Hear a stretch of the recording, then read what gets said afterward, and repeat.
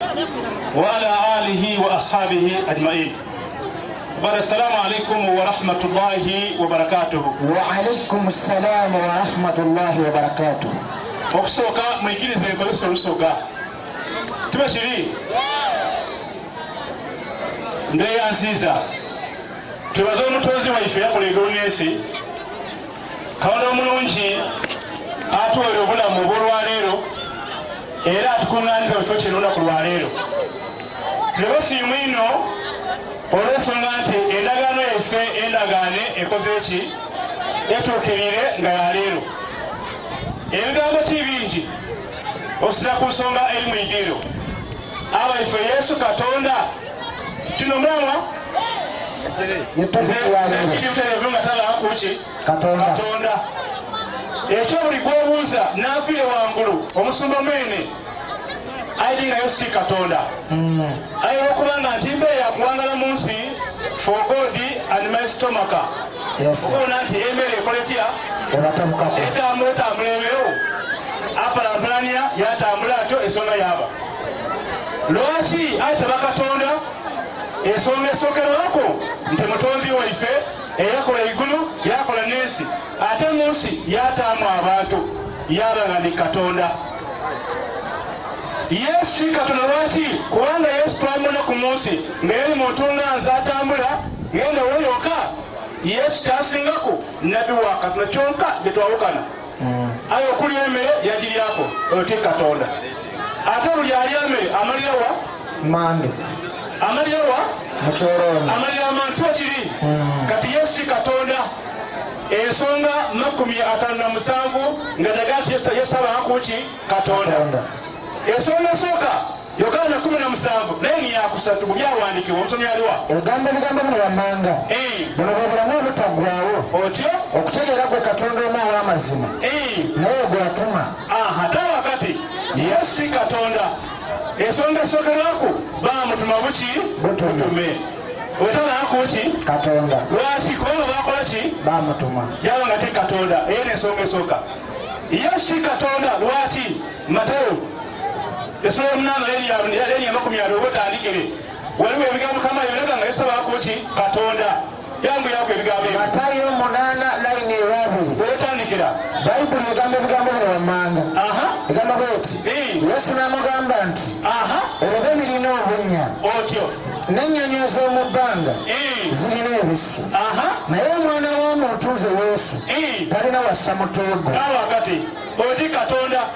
kubanga Yesu yali ku munsi esaawa yatuuka yegomba ebibe yegomba ebinoni nga yabyegomba kuki kubanga Yesu yali azira Makka ng'alambala ku muti baguli ng'alambala kuki ku muti oti Katonda ensi nonenona yasawa alambala ng'alambala ku muti oba ku lusozi nekyava kuyatambula yagaana ekiro mu nsiko yakatiwo ekiro kirina ekisula okusinga ninze yegomba n'ebinoni okusula kuki ku muti oti Katonda. Katonda omutuukirivu mwekitiibwa ensi ye egirulire ikawansi egamba bweti egambo omuyigiriza we omulala n'amugamba nti Mukama wange otyo sooka ondeke ŋŋende nziike kitange. Yamugamba nti Yesu waliwo omuntu afire ku kyalo ni baaba wange kanje nziike. Yesu yamwira mwati Yesu n'amugamba nti yita nange leka abafu baziike abafu baabwe oti Katonda kubanga baamubikira ngeri omuntu afire kuki ku kyalo otabangakuki Katonda kirira n'asaabala naye otyo ne bagenda omuyaga mungi otyo ne gujja mu nnyanja amayengo ne gayiika mu lyato naye yali yeebase Yesu yalambaala tabangakuki Katonda kubanga yakola ki yalambaala Katonda takola ki talambaala okumanya nga ti Katonda yalambaala mu lyato amaanyi gayingiremu ngaye akoze ki alambalire ng'afuruuta ng'alikola ki kufuruuta etabangakuki Katonda kubanga yakola ki yalambaala nongere kawansi gibagamba bweti omuyaga mungi ne gujja mu nnyanja amayengo ne gayiika mu lyato naye nga Yesu yeebase ng'alambaire amalire ku kakoze ki kabulireku asembere buli yingi n'akikoze agisembere oyo ti katonda olona bali kwogerako la takhudhu sinnatu wala nawmu lahu ma fi samawati wama fi al-ardi oyo ni katonda tasumagira tawongera talambala kubanga igulu n'ensi nakola ki nabifuga kati wanalambala iwokola otya ozukuke oyo ti katonda oweso netegereka yesu ti katonda oyo ti katonda Yokaana 19 naye ni yesu katuka bigambo bino wammanga awo Piraato n'alyoka atwala Yesu n'amukuba emiggo bakubani oyo Kristo Yesu bakubani oli gwayita katonda bakubani Yesu oyo ti katonda otalakuki katonda esobola ku 507 naye sobalakuki katonda katonda era yemboozi mutukomye ate naalokole yesu ntalina okubayamba okubategeeza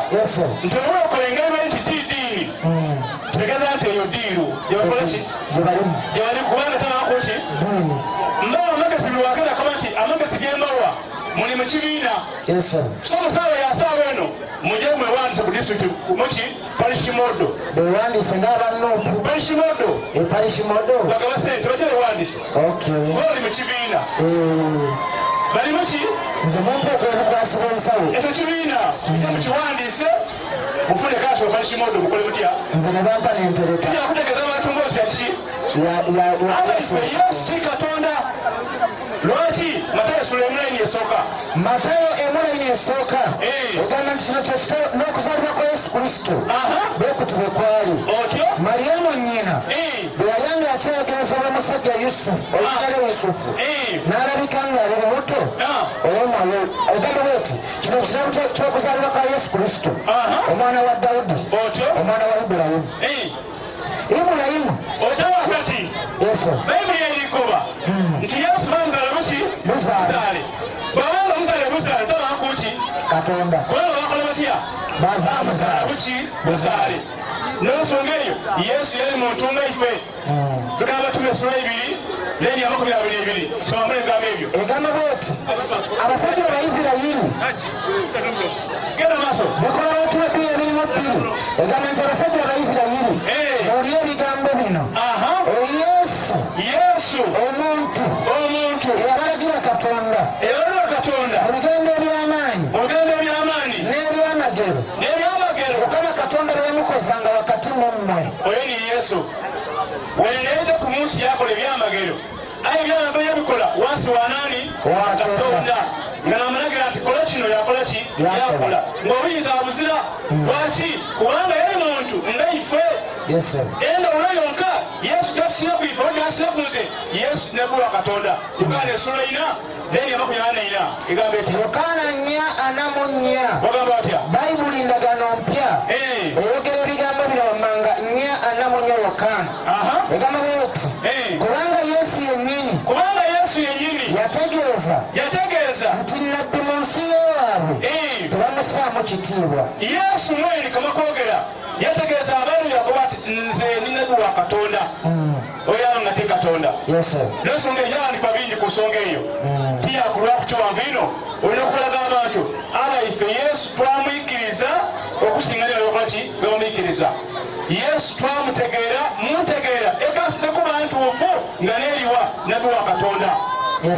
olina okuba kumutegeera era okuba nti Yesu Katonda mwana wa Katonda bategeeza nti olikolera mu bigambo byogera era okuyimba abantu Katonda ali atya mulayeka Kulaaya 5:7 naye esooka 5:7 Swati Hadidi aya esooka University Quran kantukere yahe otegeeza abasumba ekituufu 5:7 aya esooka Quran egamba bweti byayowa Katonda nga bimutendereza ebiri mu nsi ebitonde nga Yesu mwali binakutenderezani ebiri mu ggulu ne mu nsi naye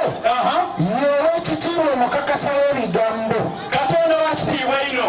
ate wana olwino akasaki ebigambo by'abantu boogera munsi mulokumubawangalira kirira yennyini bufuzi bw'eggulu n'ensi lillahi mulku samawati wal ardi yagaba obulamu Katonda ali kwogerwako nafuga igulu nafuga ensi ebyo Yesu abizira kirira kabona alikwogerwako natuwa obulamu ate nakola ki kawakati ebyo Yesu abizira ebyo Yesu akola ki abizira kubanga emboozi ekoba tiwatukeesaawa Yesu bamuta kuki ku musalaba bakola batya bamukomerera ku musalaba eyo emboozi mugyogera nga yaliwo baba Katonda Yesu Katonda ali ku musalaba bamukomerere ono yamukomerera Yesu nani ow'amaanyi nani Katonda oli awagagamba bamutta ekitekomawo Yesu ku musalaba yakola ati eri eri eri lama sabakitani kaona wange lwaki ondekawo bwabanga Yesu Katonda beri ku musalaba yali amaziga yalirangani Katonda oyalanga li Katonda kaona ali kwogerwako nafuga ensi n'eigulu ate yabake natuwa obulamu yakola ki yatuyita ebayibuli ekoba Mateo 27:59 nti Yesu yafaaku bamuziika mu itaki bamuziika wansi mu itaka era kuyimeka esatu yavaayo akaseera ako nanjye yafuga ensi n'eigulu n'abantu abaliwo Yesu alimu ki babanga ni Katonda otabanakuki Katonda tafa ensonga yokubiri Yesu si Katonda lwaki kubanga Yesu bakola ti bamubatiza bakola ki bamubatiza ng'alina ebibi ani amubatiza ni Yokaana abatizani Katonda amutwala kuki ebibi oyaba Katonda oyo otaba ki Katonda kiyonekulane male aya fe mukulaji maleeyo aya gimaleeyo tubadde tucakkira ne 5:7 male aya gimaleeyo gaba bwoti yeyo yasookawo era yeyenkomerero Katonda neyasookawo tobuuza nti yavaawa ebwene abidi Katonda n'alisembayo tolibuuza nti ajasembayo oli ebyo byenakola ki n'abidi kirira yagamba bwoti yeyokusigalawo obugenderevu wakubawo ate obugenderevu n'obugenderevu ajja kubaawo tiwakola ki tiwakuvaawo yomweyerefu ayeyerekera mu buli kintu kamwe abakaabonebwako olingira eigulu lyokka oti otegeeza Katonda aliyo era yeyeobangalira